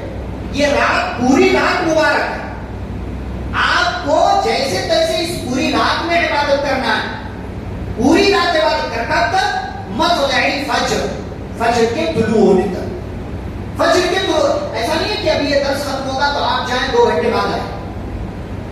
میں نہیں کہہ رہا ہوں مسجد میں آ کر کے رات گزاریں، آپ جہاں بھی رات گزاریں، لیکن عبادت کے ساتھ رات گزرنی چاہیے، عبادت کے ساتھ رات گزرنی، اور کم از کم یہ دعا تو پڑھتے ہی رہنا چاہیے، اللہم انک عفو تحب العفو فاعف عنی، کیونکہ یہ اس رات کی خاص دعا ہے، تو اس دعا کا خصوصی طور سے اہتمام کرنا چاہیے۔ باقی آپ قرآن پڑھیں، دعائیں مانگیں، اذکار کریں، تو آپ کی مرضی، اللہ رب العالمین نے ہر چیز آپ کے اختیار میں دے رکھا۔ آگے بڑھیں تو آگے اللہ تعالیٰ نے جہنم کی پریشانیوں کا اور جنت کی نعمتوں کا تذکرہ کیا، لیکن اس سے پہلے ایک بات اللہ نے کہا کہ فرعون کا تذکرہ کیا۔ کہا فرعون آیا، جب ہم نے اس کو ہلاک کر دیا تو بہت ساری چیزیں دنیا سے چھوڑ کر کے وہ گیا، دوسرے لوگ وارث بن گئے، بنی اسرائیل کو وارث بنا دیا۔ اچھا اس کے بعد اللہ نے جملہ کہا فما بکت علیہم السماء والارض، فرعون دنیا سے گیا نا، اتنا بڑا بادشاہ تھا، لیکن نہ آسمان رویا نہ زمین روئی. فرعون کے مرنے پر نہ آسمان رویا نہ زمین روئی. تو کیا کسی کے مرنے پر آسمان و زمین روتے؟ میں نے کہنے والی کون سی بات تھی؟ اللہ نے کہہ دیا کہ فرعون جب مرا تو اس کے مرنے پر آسمان و زمین کوئی نہیں رویا. تو کیا کسی کے مرنے پر آسمان و زمین روتے؟ نہیں روتے؟ روتے. روتے کس کے مرنے پر؟ ایمان والے. کیوں؟ اس ایمان والے کو روزی مل رہی تھی کہاں سے؟ آسمان سے. اس کے لیے آسمان سے خصوصی دروازے سے روزی آ رہی تھی، زمین سے اس کو روزی ملے. اب یہ بندہ دنیا سے چلا گیا تو آسمان سے اس کی روزی کا دروازہ بند اور زمین سے اس کی روزی کا دروازہ بند. تو جب دروازہ کلوز ہو گیا تو آسمان بھی روتا ہے، زمین بھی روتی ہے کہ اس جگہ سے روزی مل رہی تھی اس بندے کو، اب اس بندے کے چلے جانے سے یہ دروازہ بند ہو رہا ہے تو آسمان و زمین روتے ہیں. یہ تفسیر تبری کے اندر عبداللہ بن عمر رضی اللہ عنہ وغیرہ کے حوالے سے یہ بات منقول ہے کہ انہوں نے ایسی بات کہی ہے کہ آسمان و زمین یہ نیک لوگوں کے، ایمان والوں کے دنیا سے چلے جانے کی وجہ سے روتے ہیں. اچھا، پہلے نبی صلی اللہ علیہ وسلم نے حدیث کے اندر بیان کیا، آپ کے سامنے سے ایک جنازہ جا رہا ہے تو آپ نے فرمایا اما مستریح او مستراح منہ، کہ یا تو یہ بندہ مستریح ہے یا مستراح ہے. کیا مطلب اس کا؟ صحابہ نے بھی پوچھا کیا مطلب اس کا اللہ کے رسول صلی اللہ علیہ وسلم، کیونکہ اس سے پہلے آپ نے ایسا کوئی جملہ نہیں کہا تھا. تو آپ نے فرمایا یا تو یہ بندہ ایسا ہے کہ جس کو آرام مل گیا. آرام مل گیا کسے؟ دنیا کی پریشانیوں سے. یا یہ بندہ ایسا ہے کہ اس کے چلے جانے سے دنیا والوں کو آرام مل گیا. دو ہی صورتیں ہوتی ہیں بندے کی، یا تو اچھا ہوگا یا برا. اچھا ہوگا تو دنیا کی مشکلات سے کیا ہے؟ دنیا کی مشکلات سے اس کو نجات مل جائے گی. اور برا ہوگا تو دنیا والے اس کی طرف سے آنے والی پریشانیوں سے کیا پائیں گے؟ نجات. اس لیے بعض دفعہ جب کوئی مرتا ہے نا تو اچھا ہوا مر گیا، اچھا ہوا مر گیا، پورا معاشرہ پوری سوسائٹی پریشان تھی اس سے. لیکن بعض دفعہ جب کسی کے انتقال کی خبر سنتے ہیں افسوس ہوتا ہے، پتہ نہیں کہاں کے وہ ہے، لیکن خبر ہم سنتے ہیں تو اللہ کے واسطے ان سے ہمیں محبت تھی تو ہمیں تکلیف ہوتی کہ اچھا انسان تھا دنیا سے چلا گیا. لیکن ہم نہیں جانتے کہ ہمارے لیے وہ اچھا انسان تھا لیکن دنیا اس کے لیے اچھی نہیں تھی، اس لیے اللہ نے اس کو کیا کر دیا؟ بلا لیا. دنیا کی تکلیف سے اس کو کیا کر دی؟ نجات دے دی. تو آسمان و زمین کو نیک لوگوں کے دنیا سے چلے جانے کی وجہ سے کیا ہوتی ہے؟ تکلیف ہوتی ہے. آسمان و زمین روتے ہیں. جہنم کے عذاب کا اللہ نے تذکرہ کیا ہے. فرمایا زقوم کا درخت ہے یہ گنہگاروں کا کھانا. زقوم کون سا درخت ہے؟ یہ درخت جہنم کے بیچوں بیچ میں اگتا ہے. اس کو اللہ نے سورۃ الصافات میں 12 نمبر 23 میں ذکر کیا. فرمایا انھا شجرۃ تخرج فی اصل الجحیم، وہاں اگتا ہے. اب جہنم میں جہنمیوں کو اس کا پھل دیا جائے گا. کیسا ہوگا یہ پھل؟ وہ جہنمی پھل کھائے گا. فرمایا طعام کالمہل، تلچھٹ کی طرح. تلچھٹ آپ سمجھتے ہیں؟ نہیں سمجھتے؟ سمجھاتا ہوں. تیل آپ دیکھتے ہیں، تیل ایک ڈبے میں ہوتا ہے، تیل رکھتے ہیں نا، تیل آئل، جس سے آپ بھجے وغیرہ اور ساری چیزیں جو ہے اس کو تلتے ہیں، دیگر کام کرتے ہیں. تو جب اس کو آپ گرم کرتے ہیں نا تو گرم کرنے کے بعد نیچے بلیک سا کچھ دکھائی دیتا ہے، کچھ ڈاٹ سے دکھائی دیتے. گرم کرنے کے بعد جب آپ پورا تیل نکال کے سائڈ کرتے تو نیچے آپ کو کچرا جیسا بلیک دکھتا ہے. اسی کو تلچھٹ بولتے ہیں، اسی کو مہل بولتے ہیں. کالمہل، اس تلچھٹ کی طرح یغلی فی البطون. اچھا وہی جو بلیک دکھائی دیتا ہے آپ کو اگر گرم پیٹ میں ڈال دو تو کیا حالت ہوگی پیٹ کی؟ پیٹ کو پھاڑ کر کے رکھ دے گا وہ. فرمایا یہی حال زقوم والے پیڑ کا ہے، اس کے پھل کا ہے. پھل وہ گنہگار کھائے گا، پیٹ میں جائے گا. یغلی فی البطون، پیٹ میں جاتے ساتھ ہی اس کے پیٹ میں ابلنے اور کھولنے لگے گا. کیسے؟ کغلی الحمیم، جیسے گرم پانی کھولتا ہے ویسے یہ پھل اس کے پیٹ میں جانے کے بعد کھولے گا. اور اللہ کی طرف سے آواز ہے خذوہ، لو کھاؤ. اور کھائے گا جب تو نہ ادھر نہ ادھر، نہ نگلتے بن رہا نہ اگلتے بن رہا. تو پانی مانگے گا پینے کے لیے، اللہ پانی دیں گے. اور یہ پانی کون سا ہوگا؟ گرم پانی ہوگا جو اس کی اکڑیوں کو جلا کر کے خراب کر کے رکھ دے گا. پھر سے وہ اللہ تعالیٰ سے موت مانگے گا اور یہ سمجھے گا کہ میں مر جانے والا ہوں. لیکن پھر سے اس کی شکل وہی دوبارہ سے ہو جائے گی اور کہا جائے گا ذوق، کھا، مزہ چکھ. یہ عذاب میں پڑا رہے گا تو انک انت العزیز الکریم. اس کے دو معنی مراد لیے ہیں. یا تو وہ کہے گا اللہ تو غالب ہے، تو بڑا عزت دار ہے، مجھے اس عذاب سے نکال دے. یا تو اللہ اس بندے سے کہے گا کہ کہ بندے یہاں عذاب کا مزہ چک، دنیا میں بڑا ترم خان بنتا تھا، ہماری بات تو نے نہیں مانی، آج دے ہماری بات نہ ماننے کا عذاب اور اس کا انجام یہاں بھگت، اور اس عذاب میں تو مبتلا رہے گا اور جہنم کے عذاب کا مزہ چکتا رہے گا۔ پھر آگے اللہ تعالیٰ نے جنتیوں کا تذکرہ کیا، جنت کی نعمتوں کا تذکرہ کیا۔ فرمایا اللہ تعالیٰ نے جنتی کہاں ہوں گے؟ امن و سکون والی جگہ میں ہوں گے۔ ان کو لباس کس کا ملے گا؟ ریشم کا، باریک ریشم بھی موٹا ریشم بھی، دونوں الگ، سندس استبرق دونوں اللہ نے ذکر کیا، موٹا ریشم بھی باریک ریشم بھی۔ ساتھ ہی ساتھ کیا ہوگا؟ یحلون فیہا من اساور من ذہب ولؤلؤا، سونے اور چاندی کے، سونے اور موتی کے کنگن پہنائے جائیں گے۔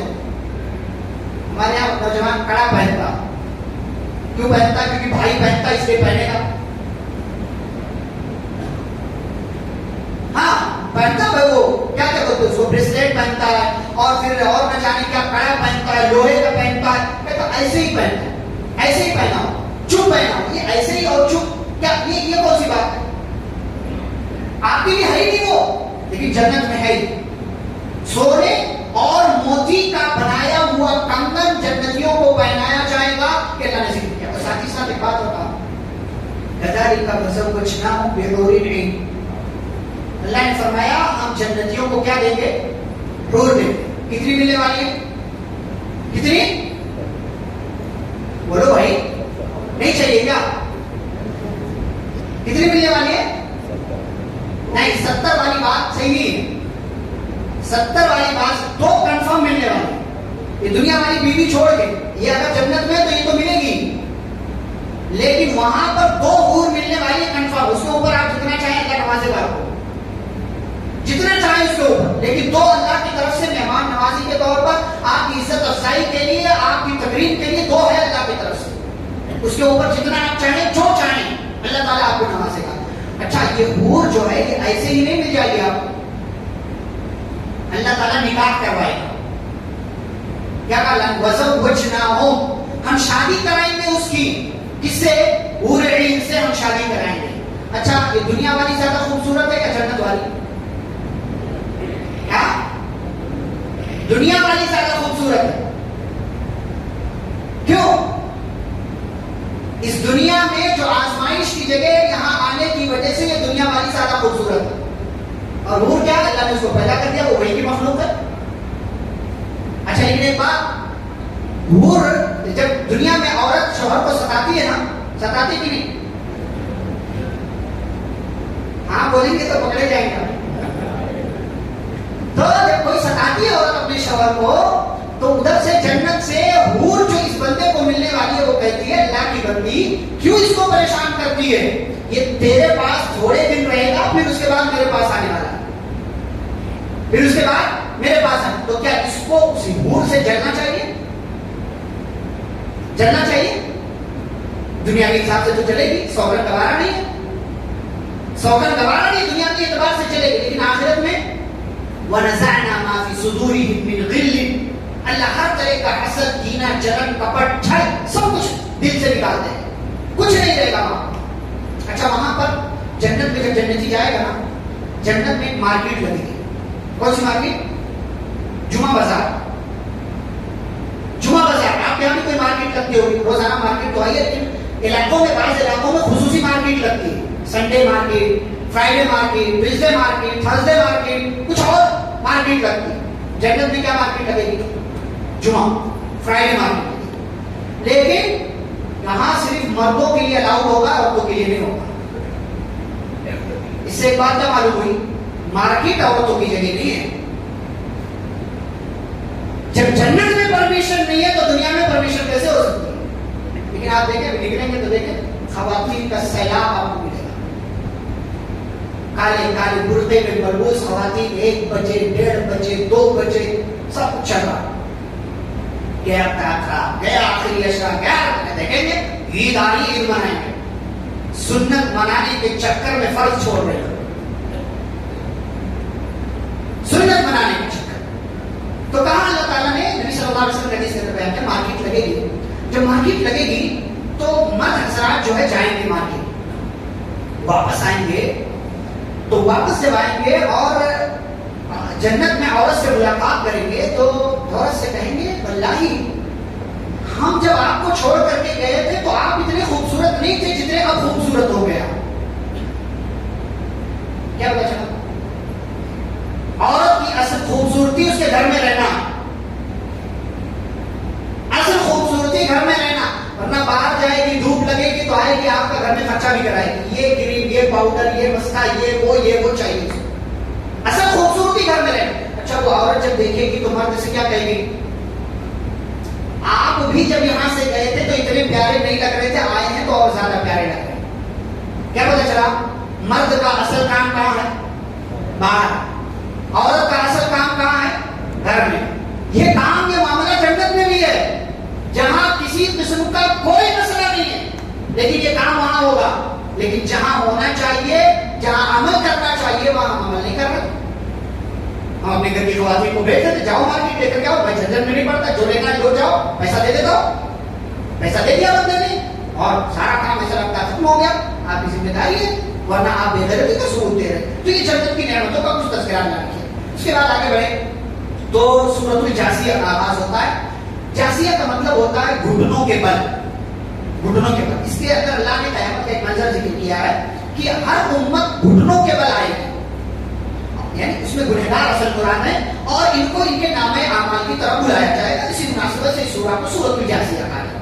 اس سورہ میں ایک بات صرف میں آپ کے سامنے ذکر کروں گا اس سورہ کے حوالے سے، کیونکہ اکثر باتیں وہی ہیں جو قرآن کے حوالے سے ہیں، کافروں کے حوالے سے. ایک بات اللہ نے کیا کہا؟ ثم جعلناک علی شریعۃ من الامر. اللہ نے کہا کہ ہم نے آپ کو ایک کیا دے دیا؟ شریعت، ایک قانون دے دیا، اصول دے دیا. اب آپ کو کیا کرنا ہے؟ اسی پر چلنا ہے. وَلَا تَتَّبِعْ أَهْوَاءَ الَّذِينَ لَا يَعْلَمُونَ. لیکن جن کو کچھ نہیں پتا ان کے حساب سے آپ کو زندگی نہیں گزارنا. ہمارے یہاں کیا لوگ کرتے ہیں؟ کس کے حساب سے زندگی گزارتے ہیں؟ لوگوں کے حساب سے، لوگوں کے حساب سے. مجال ہے کسی خاتون نے اگر کوئی جوڑا کسی شادی میں پہن لیا ہو تو دوسری شادی میں پہن کر کے چلی جائے. مطلب وہاں یہ بڑے افسوس کی بات، ہمارے یہاں خواتین اپنے شوہر کی پاکٹ دیکھ کر خرچہ نہیں کرتے بلکہ وہ فنکشن ہال میں آنے والی خواتین کو دیکھ کر کے جو ہے خرچہ کرتی ہے کہ میری سہیلی آئے گی، فرینڈ آئے گی، کیا پچھلی بار بھی یہی پہن کے آئی، اس بار بھی آ. تو کیا ہو گیا؟ کون سے تمہارے شان میں کمی آ گئی بھائی؟ تمہارے شوہر کی پاکٹ اتنا ہی گوارا کرتی ہے، اتنے میں رہو.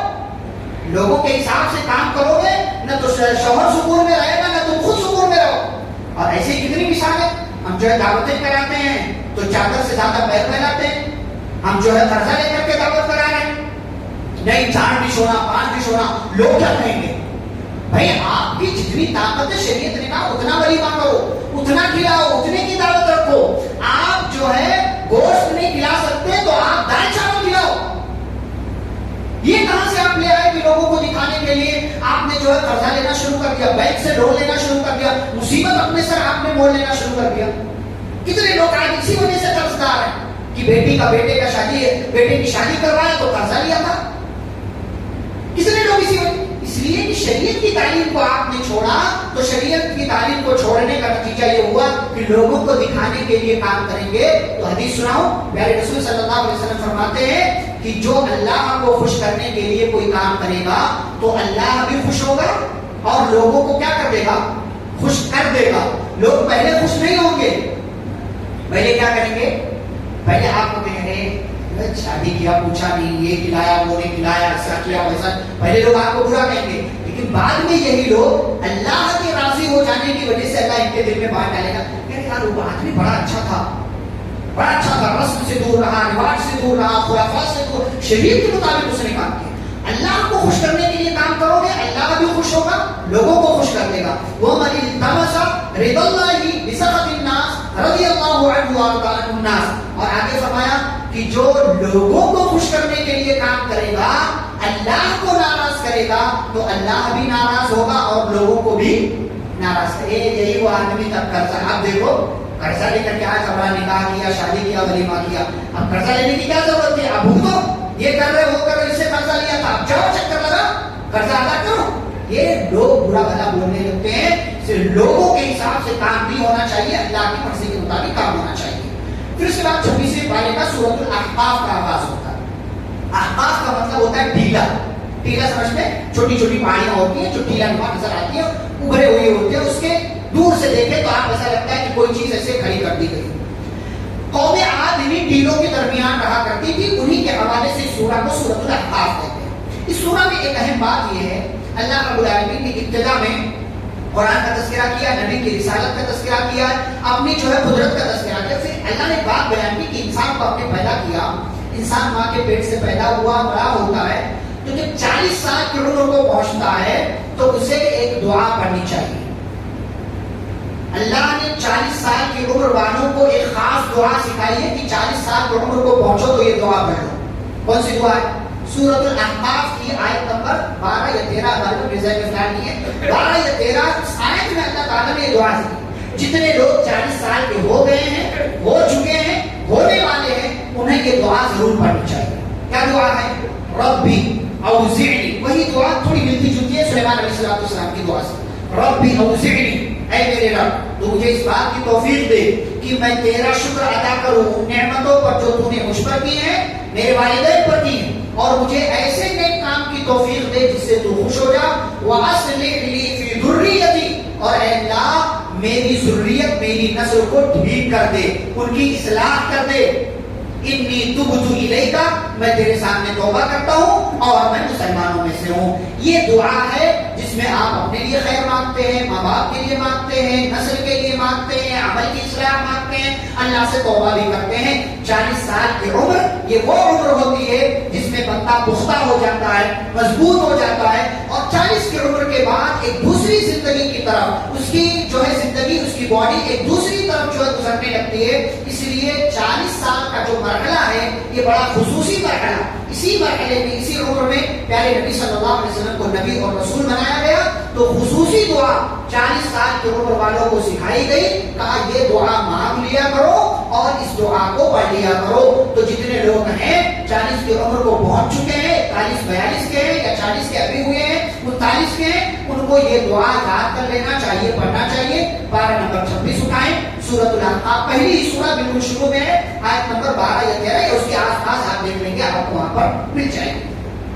اس سورہ کے اخیر میں اللہ تعالیٰ نے جناتوں کا تذکرہ کیا، میں صرف ایک ہلکا سا اشارہ دے دوں، بقیہ جناتوں کے تعلق سے جو بڑا تفصیلی بات ہے وہ پارہ نمبر 29 سورۃ الجن میں جو ان کے نام سے مکمل سورہ وہاں ذکر کریں گے۔ نبی صلی اللہ علیہ وسلم ایک روز صحابہ کرام کو وادی نخلا میں نماز پڑھا رہے تھے، اور فجر کی نماز سے غالباً آپ جو ہے قرآن کی تلاوت کر رہے تھے کہ ادھر سے جناتوں کے قافلے کا گزر ہوا، ان لوگوں نے قرآن سنا تو ٹھہر گئے، جب ٹھہرے تو قرآن ان لوگوں نے سنا تو ان کو اچھا لگا، آپس میں ان کے کچھ ساتھی بات کر رہے تھے، کہا چپ رہو سننے دو، یہ بڑی اچھی بات سنائی دے رہی ہے، سننے دو، اور ان لوگوں نے قرآن سنا، نبی اکرم صلی اللہ علیہ وسلم سے ملاقات کی، ایمان لے آئے، اور جا کر کے اپنی قوم میں جناتوں کے قبیلے میں جا کر کے دعوت و تبلیغ کا کام کرنے لگے، اور کہا اللہ کا یہ نبی آیا ہوا ہے، یہ اللہ کی طرف بلا رہا ہے، اس کی بات مان لو، اللہ تمہارے گناہوں کو معاف کر دے گا اور تمہیں قیامت کے دن کے عذاب سے بچا لے گا، لیکن جو بات نہیں مانے گا تو یاد رکھے کتنا ہی طاقتور کیوں نہ ہو، اللہ کی پکڑ سے وہ نہیں بھاگ سکتا۔ تو یہ ایک واقعہ ہوا تھا جناتوں کے تعلق سے، بقیہ تفصیل انشاءاللہ پارہ نمبر 29 میں سورۃ الجن میں جناتوں کے حوالے سے آپ کے سامنے ذکر کریں گے۔ آخری سورہ آج کی مجلس کی وہ سورہ ہے سورہ محمد، کس کے نام پر؟ محمد صلی اللہ علیہ وسلم کے نام پر، ابراہیم کے نام پر سورہ ہے، ہود کے نام پر سورہ ہے، اور یونس ہے، یوسف ہے، تو نبی کے نام پر بھی سورہ ہونی چاہیے، ہے سورہ محمد۔ رسول اکرم صلی اللہ علیہ وسلم کے کتنے نام تھے؟ اس کو معلوم ہے؟ جی 2، محمد اور احمد، کتنے؟ 5، کسی نے کہا 5، آپ نے کہا تھا 5 صحیح ہے۔ نبی صلی اللہ علیہ وسلم کے کتنے نام تھے؟ 5۔ بعض لوگ کہتے ہیں جیسے اللہ کے 99 نام ویسے نبی کے بھی 99۔ ہمارے یہاں انڈیا سے جو قرآن چھپتا ہے تو ایک طرف اللہ کے 99 نام لکھے جاتے ہیں، دوسری طرف نبی کے اپنی طرف سے بنائے ہوئے 99 نام لکھے، طٰہٰ، یاسین، نہ جانے کیا کیا اپنی طرف سے بنا کر کے لوگوں نے لکھا ہوا۔ یہ اللہ کے برابر کرنے والی بات ہے۔ اللہ کے 99 نام کنفرم ہے، لیکن نبی کے 99 نام نہیں ہے۔ نبی نے ایک حدیث میں بتایا میرے 5 نام، کون سے نام؟ محمد، کس نے رکھا؟ دادا نے، کون؟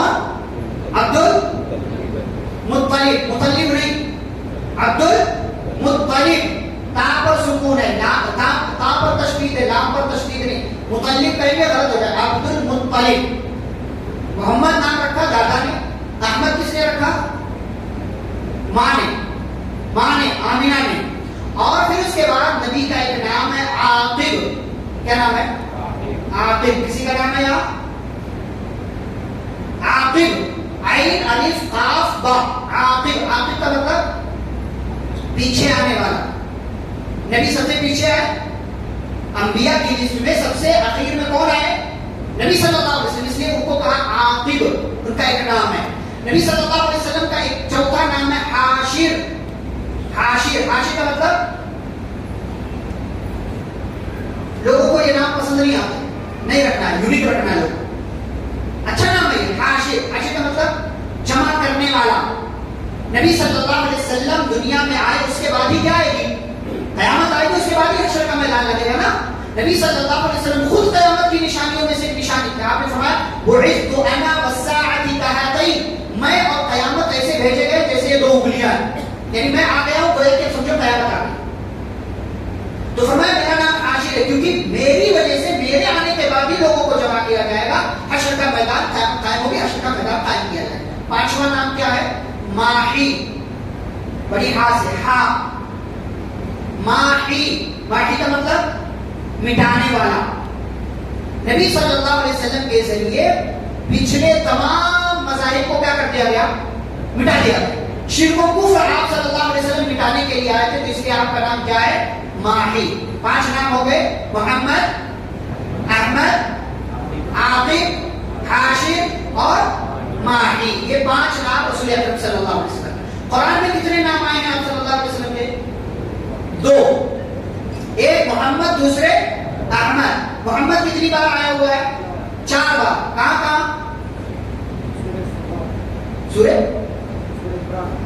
سورہ آل عمران جی. اس کے بعد سورۃ الفتح, اور ایک سورہ محمد, اور ایک سورۃ الاحزاب. ما کان محمد ابا احد من رجالکم. سورہ آل عمران, سورۃ الاحزاب اور سورۃ الفتح 26واں پارہ کل آئے گا انشاءاللہ, اور سورہ محمد جو ابھی ہم دیکھ رہے ہیں. یہاں پر یہ 4 نام ہیں. اور احمد ایک جگہ نام آیا ہوا, کون سی سورہ میں؟ سورۃ الصف, پارہ نمبر 28 کی ایک سورہ ہے, اس سورہ میں نام آیا ہوا. بارک اللہ فیک. یہ احمد نام آیا ہوا ہے, وہاں پر ہم تذکرہ کریں گے. تو پیارے نبی صلی اللہ علیہ وسلم کے نام پر یہ سورہ. اس سورہ کی ابتدا میں اللہ نے بات کی, فرمایا اے ایمان والو, اگر اللہ کی مدد کرو گے تو اللہ کیا کرے گا؟ تمہاری مدد کرے گا. اللہ کی مدد کیسے کر سکتے ہیں؟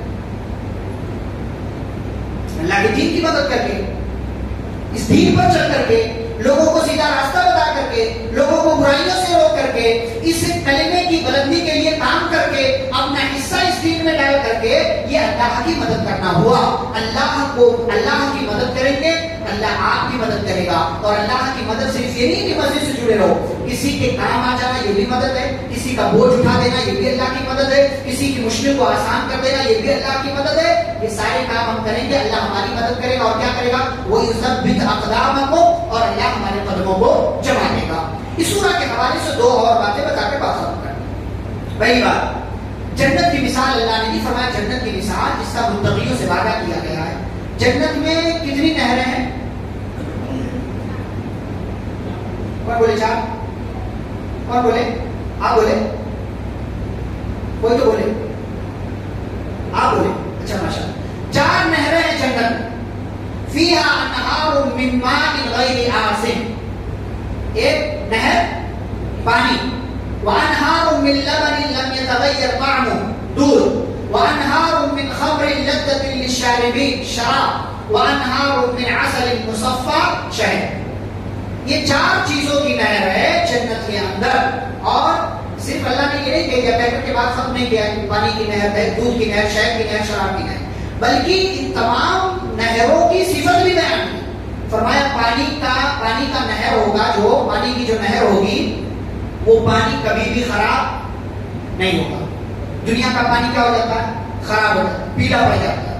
1 دن 2 دن رکھ دو. زمزم کی الگ سے ہوتا ہے, جو زمزم کی اپنی خصوصیات ہے, نشانی ہے اللہ تعالیٰ کی. وہ اس کے علاوہ جو بھی پانی کتنا بھی کیسے بھی اسٹور کر کے آپ رکھ لو, جو بھی ڈال دو خراب ہو جائے گا, آئیں لگ جائے گی, پیلا پڑ جائے گا, جم جائے گا, جو کچھ بھی ہوگا اس کے ساتھ.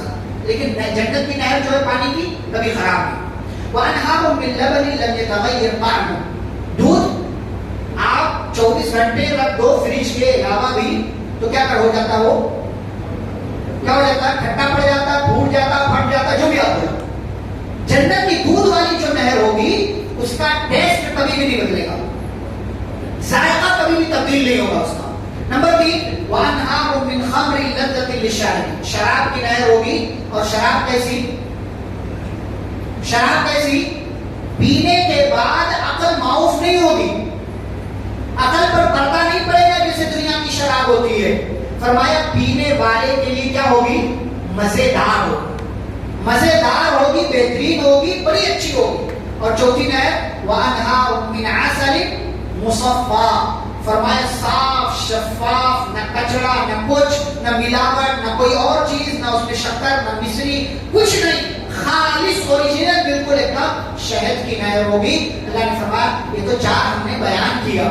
وَلَهُمْ فِيهَا مِنْ كُلِّ الثَّمَرَاتِ. ہر طرح کے پھل اللہ رب العالمین کی طرف سے وہاں جنتی کے لیے موجود ہوں گے. تو یہ جنت کی صفت اللہ نے بیان کی. آخری بات قرآن کے حوالے سے اللہ نے ذکر کیا افلا یتدبرون القرآن ام علی قلوب اقفالها. قرآن کے حوالے سے اللہ نے 2 ہی بات بیان کی. یا تو بندہ قرآن پڑھ رہا ہوگا، سمجھ رہا ہوگا، یا تو اس کے دل پر کیا لگا ہوگا؟ قفل لگا ہوگا. اب آپ سوچو آپ کے دل پر قفل لگا ہے، لاک لگا ہے، یا آپ قرآن پڑھ کر کے اس کو سمجھنے کی کوشش بھی کرتے ہیں. اچھا قرآن 3 مقصد کے لیے آیا تھا. سورہ صاد میں اللہ نے ذکر کیا پارہ نمبر 23 میں، وہاں ہم کو بیان کرنا تھا لیکن ہم یہاں بیان کر رہے ہیں. 3 صفت اللہ کتاب انزلناہ الیک مبارک لیدبروا آیاتہ ولیتذکر اولو الالباب. قرآن کی 3 صفت اللہ نے. قرآن کیا ہے؟ مبارک ہے. قرآن کیا ہے؟ اس کے اندر تدبر کرنا چاہیے. قرآن کیا ہے؟ اس کے ذریعے نصیحت حاصل کرنا چاہیے. قرآن سے یہ 3 کام مسلمانوں کو لینا چاہیے کہ مسلمان اس سے برکت لے، مسلمان اس میں اندر غور و فکر کرے اور مسلمان اس سے نصیحت حاصل کریں. لیکن مسلمانوں نے تینوں میں سے صرف ایک کام کو لے رکھا ہے. قرآن برکت کے لیے ہے. اچھے والے غلاف میں لگا کر کے رکھ دو، برکت آئے گی. زندگی بھر رکھے رہو، برکت نہیں آئے گی. رکھے رہو زندگی، برکت نہیں آنے والی. لیکن آج قرآن برکت ہے، کوئی مر گیا چلو قرآن خانی کر دیا، غلط کا بدعت کا. ہمارے یہاں قرآن جو ہے صحیح جگہ پر استعمال کرنے سے زیادہ بدعت کے کاموں میں لوگ استعمال کرتے ہیں. کہیں کوئی قرآن جو لکھ کر کے دے رہا چلو میں تعویذ مانگ لو، کہیں کوئی مر گیا قرآن خوانی ہو رہی ہے، کہیں کوئی بیمار ہے اس کے لیے قرآن خوانی ہو رہی ہے، کہیں کچھ اور ہے، کہیں کچھ اور ہے. اچھائی کے کاموں کے لیے جتنا ہم قرآن استعمال نہیں کرتے ہیں اس سے زیادہ یہ مسلمان جو ہے برائی کے اور بدعت کے کاموں کے لیے استعمال کرتے ہیں. تو اللہ نے فرمایا قرآن میں تدبر، غور و فکر. آج الحمدللہ آپ بیٹھ کر کے سن رہے ہیں، کوئی سنانے والا ہے آپ کو سنا رہا ہے، لیکن بقیہ 11 مہینے آپ کیا کریں گے؟ کیا کریں گے؟ یہ ذمہ داری ہے ہماری. اللہ ہم سے بات کر رہا ہے. قرآن نا اللہ ہم سے بات کرتا ہے. قرآن ہم کو بار بار مخاطب کیا. تقریباً اللہ نے 90 سے 95 جگہ پر بار بار مخاطب یا ایھا الذین آمنوا یا ایھا الذین آمنوا یا ایھا الذین آمنوا. بار بار اللہ تعالیٰ نے مخاطب کیا ایمان والو، ایمان والو، ایمان والو. کون ہے یہ ایمان والے؟ اگر ہم نہیں ہے تو کون ہے؟ تو پڑھے گا کون؟ غور و فکر کون کرے گا؟ تو یہ تینوں کام قرآن سے ہمیں لینا چاہیے. اس کی تلاوت سے برکت حاصل کریں، اس کو سمجھ کر پڑھیں تاکہ غور و فکر کے ذریعے ہمیں مزید باتیں معلوم ہو. اور جب تدبر کریں گے تو نصیحت بھی حاصل کریں گے. جیسے ابھی آپ سن رہے ہیں تو بعض دفعہ سن کر کے ڈرنے والی کیفیت ہو جاتی، بعض دفعہ سن کر کے نصیحت حاصل کرنے والی کیفیت ہو جاتی، بعض دفعہ سن کر کے جنت مانگتے ہیں اللہ تعالیٰ سے، بعض دفعہ سن کر کے جہنم سے اللہ کی پناہ مانگتے ہیں. تو ابھی کیفیت ہے، سن رہے ہیں تو کیفیت ہے، لیکن یہاں سے نکلیں گے کیفیت ختم ہو جائے گی، یہ ماحول ختم ہو جائے. یہ ماحول باقی رہے اس کے لیے کیا کرنا چاہیے؟ قرآن پڑھیں، قرآن سنیں، قرآن سمجھیں، قرآن غور و فکر کریں، ترجمے کے ساتھ پڑھیں. اور ترجمہ آسان ہے، مشکل نہیں ہے، پریشانی والی بات نہیں ہے. کہیں اٹک جائیں، مسئلہ ہو، علماء ہے، رابطہ کریں تو آپ کے لیے انشاءاللہ آسانیاں پیدا کریں گے. شرط یہ ہے کہ ہم قرآن سے جڑے. قرآن سے جڑیں گے تو اللہ رب العالمین ہمیں اپنی ذات سے جوڑ لے گا اور قرآن ہماری زندگی میں سراپا رحمت، برکت، شفا، علاج اور ہدایت کا ذریعہ بن کر کے ہماری زندگی میں آئے گا. اللہ رب العالمین سے دعا ہے اللہ ہم سبھی کو قرآن سے مکمل طور سے فائدہ اٹھانے اور قرآن مجید کے حقوق کو ادا کرنے کی توفیق عطا فرمائے. اللہ ہمیں رمضان المبارک کی ساعتوں سے مکمل طور سے فائدہ اٹھانے کی توفیق توفیق دے. آمین. صلی اللہ علیہ نبی کریم. سبحانک اللہم و بحمدک اشہد ان لا الہ الا انت استغفرک و اتوب الیک. السلام علیکم ورحمۃ اللہ وبرکاتہ.